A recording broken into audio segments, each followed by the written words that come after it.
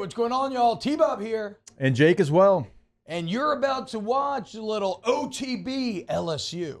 We're going to give you all the latest, greatest between LSU football, baseball, women's basketball, softball, and everything in between. Bottom line, if you want to talk Tigers, keep it locked, subscribe, like it, and we hope you enjoyed your insight, Taylor. You were boots on the ground yesterday at practice. What were your big takeaways? Well, T-Bob, all we've talked about is how good this defensive line can be and how deep it is.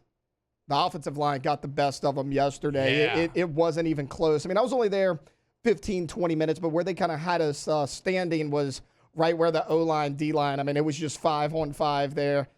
This O-line might be 8 deep right now. I mean, they look really good. Now, you're starting 5, same as last year. I mean, you have Campbell, Dellinger, Turner, Miles Frazier, Emory Jones, left to right. That's kind of what it was last year, but I'm not sure Marlon Martinez isn't just as good, if not better, than Charles Turner at center. I have Marlon Martinez.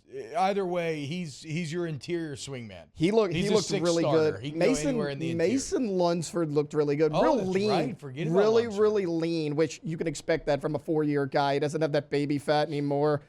That's Zalance the Hurd Maryland is transfer, if you don't know who Mason Lunsford is. Zalance Hurd is a monster.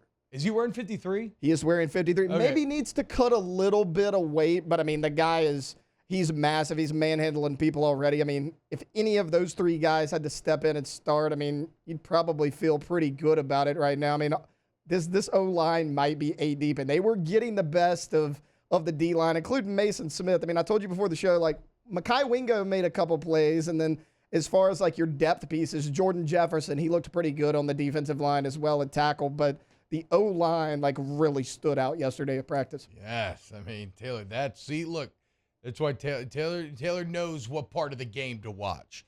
Now, his favorite team may not know because they don't want to pay Zach Martin, but he knows what part of the game matters most. That's great news. Look, here's an interesting question I would pose to y'all in the chat.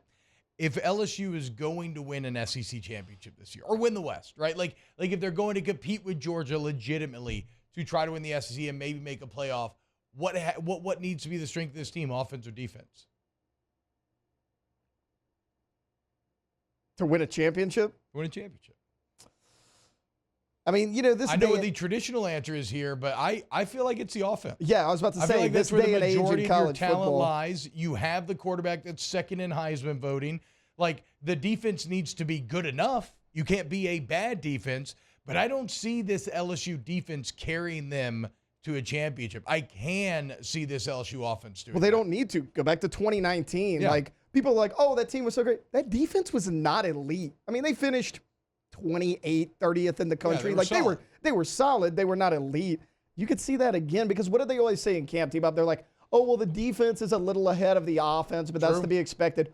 All the reports out of campus, it's the other way around right now. Yeah. Like the receivers are dominating the DBs, which we kind of expected, but I got to be honest, the O-line was an eye-opener yesterday because that was kind of the biggest weakness on last year's team. You had a true freshman at left tackle. Charles Turner was a first-year starter. Dellinger was a first-year starter. Frazier was a transfer. You threw in Emory Jones like halfway through the season as a true freshman. I mean, all those guys are back. That's going to become a weakness to a strength. And, I mean, if you got a good O-line, that opens up everything. Yeah, I agree, especially when you're trying to have Jaden Daniels take this demonstrable, huge step forward. Mario, I see you nodding. Are you in agreement? Do you have anything to add to it? No, I totally agree. I think the offensive line, it's a positive development. It reminds me of 2017 a little bit when you threw Sadeed Charles and Ed Ingram into the fire. Yeah, they were really good right true. away. By 2019, they were champions. So you got to take advantage of that. Look at my boys, dude. Look at the boys behind the glass. I got goosebumps right now, guys.